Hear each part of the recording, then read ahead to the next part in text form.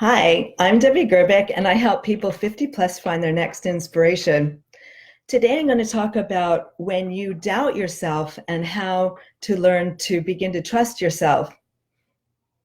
If you go to my website, secondhalftransitions.com, on the homepage, you can fill out the form and I'll send you a free download, my pamphlet, How I Found My Inspiration and How You Can Find Yours in 3 Steps. So last week I had to come up with a topic for today, and I was having such a hard time doing it. I couldn't think of anything. I was distracted. I just couldn't think. I was losing sleep. I was making myself crazy. And eventually it dawned on me that the answer was me, and that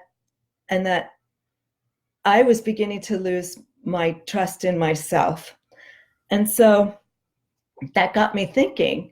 It seems to me that when you're born trusting and loving others, and we're born a clean slate, of course. And what happens is society and your life experiences, of course, begin to chip away at your acceptance of others. And so you start to mistrust others as a mask for your lack of trust in yourself.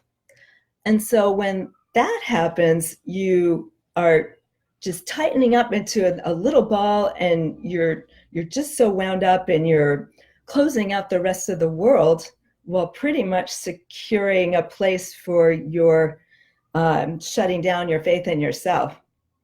And so I'm pretty sure that's what happened to me last week. I was shutting myself out, and I wasn't allowing creativity or any thoughts about the topic. And so I was allowing myself to get into my weeds, and that's what I like to call those. I do that periodically, and I'm learning to deal with that. I had a coach once who knew me really well, and she said, "Debbie, when have you ever not done what you set out to do?" And I had to think about that. I'm like, well, never. I always do what I say I'm going to do. So why all this stress and doubt? I mean, it's what happens is you make yourself crazy, and you're not allowing yourself to think.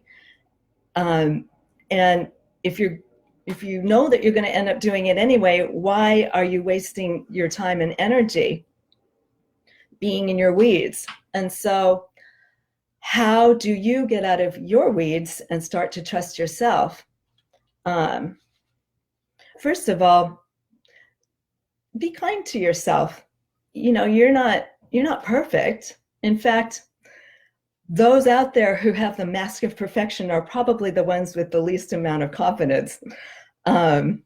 So you can take that to the bank. Take a look at why you're judging yourself so harshly. Are you believing the criticism of others? Or maybe the labels that were created for you and you're creating for yourself. In fact, my very first video here was about labels and how damaging they can be, and how you can turn those around into a positive message for yourself. So start to focus on what's good about yourself. Think about what your strengths are. What do you like about yourself? Maybe you want to write these down, because if you have them written down concrete, when you're in doubt, you can look at them and they might help you to build your confidence. So that's all for today. If you want to talk about this further, please go to my website, secondhalftransitions.com, on the Work With Me page, and fill that out, and I'll get back in touch with you. We can go from there. Also, if you've missed any of these videos, you can go to my website on the Inspiration Station page, and all my videos and blogs are there. So thank you so much for showing up. I hope you got something out of this, and I'll see you next time. Thank you.